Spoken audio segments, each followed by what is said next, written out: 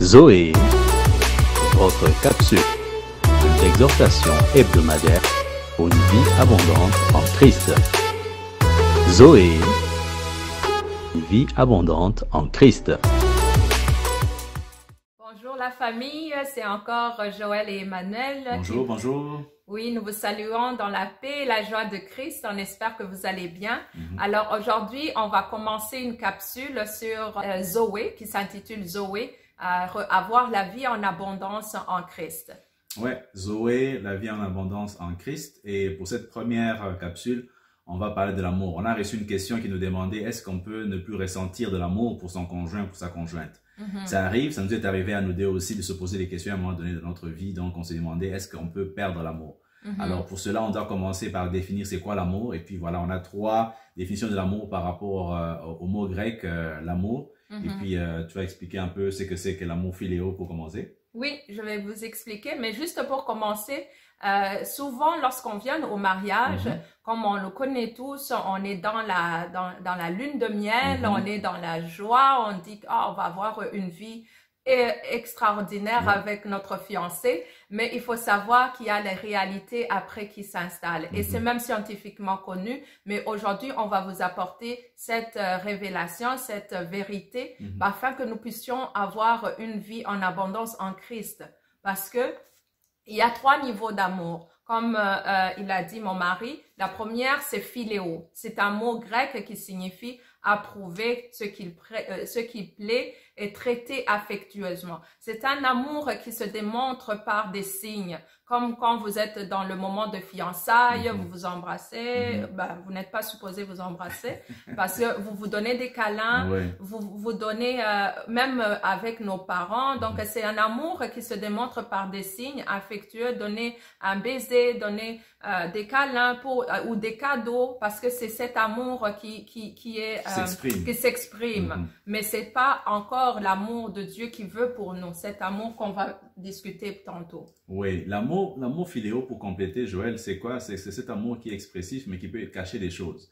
Rappelons-nous que Judas Iscariote, pour aller montrer aux gens qui était Jésus, il a fait un bisou à Jésus. Donc, c'était un baiser. C'était un baiser de trahison. Donc, faites attention à l'amour philéo. C'est un amour qui est bon, mais il y a aussi des travers par rapport à ça. Le deuxième amour, c'est l'amour éros. C'est encore plus expressif.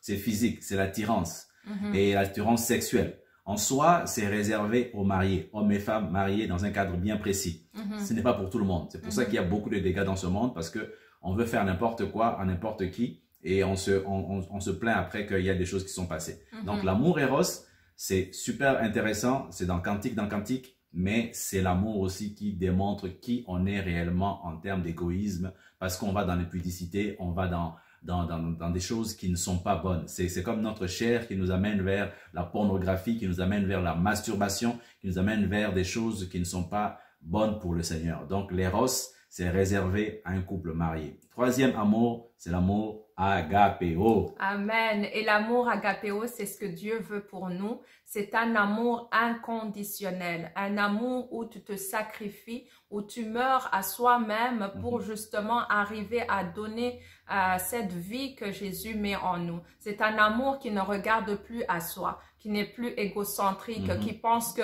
je me suis mariée pour que l'autre me rende heureuse ou heureux, mais c'est un amour qui est démontré à travers Christ. Jésus-Christ est mort à la croix pour que nous puissions avoir la vie éternelle. Il s'est dépouillé de sa royauté. Il est venu sur la terre pour mourir pour nous, pour que nous puissions être co-héritiers avec lui. Et avoir la vie. Et c'est pour ça que dans la Bible, c'est écrit, Marie, aimez vos femmes comme Christ a aimé l'Église. Amen. Donc, c'est dans Éphésiens 5, 25. Et femmes, soyez soumises à vos maris comme au Seigneur. Amen. Éphésiens 5, 22. Donc, c'est les 2 amours de sacrifice. C'est les 2 amours qui se donnent. Alors, pour répondre à la question, cette fois-ci, Joël, est-ce normal de ne plus aimer son conjoint? C'est la question qu'on peut se poser. Parce qu'on se dit qu'en termes d'attirance, les scientifiques l'ont prouvé, il y a une dopamine, il y a comme une molécule qui se dégage.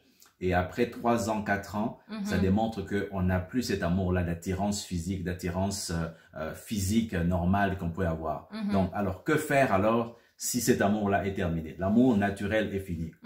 Qu'est-ce qu'on fait? Amen. Et c'est cet amour justement que Jésus, la parole de Dieu nous apprend comment aimer vraiment, authentiquement, selon la parole de Dieu. C'est cet amour qui est décrit dans 1 Corinthiens 13 que nous allons lire ensemble et c'est avec ça qu'on va terminer parce que c'est cela que nous devons arriver à accomplir. Parce que c'est cet amour de Dieu qui va maintenir votre mariage, votre famille dans la bénédiction et vivre une vie abondante. Alors, ça dit dans 1 Corinthiens 13, verset 7, on dit, en toute occasion, il pardonne, il fait confiance, il espère, il persévère. L'amour n'aura pas de fin. Donc, pour dire que l'amour du monde que nous connaissons, qui est resté au niveau féroce et au niveau philéo, ça va mourir. Mais lorsque l'amour de Dieu, l'amour agapé, l'amour inconditionnel, il pardonne à tout moment, il persévère, il croit en l'autre, il est patient, comme il s'est décrit au plus haut, vous allez le lire dans 1 Corinthiens 13, l'amour est patient, il est plein de bonté, il n'est pas envieux, il ne cherche pas à se faire valoir, il ne s'enfle pas d'orgueil, il ne fait rien d'inconvénient, il ne cherche pas son propre intérêt, il ne s'aigrit pas contre les autres, il ne trame pas le mal, l'injustice, la triste, la vérité le réjouit. C'est cet amour que nous devons vivre entre couples dans nos familles. Amen. Alors, pour la prochaine édition de notre capsule Zoé, on va parler maintenant de comment faire pour vivre un amour qui n'aura pas de fin. Amen. On a la définition, mais comment on va faire? On dans se la retrouve vie de tous les jours. Ouais, on va se retrouver la prochaine fois. Soyez bénis, on vous aime. Que Dieu vous bénisse abondamment. Demeurez dans la paix et dans la joie de Christ. On vous aime et Jésus vous aime encore plus. Bye. Bye.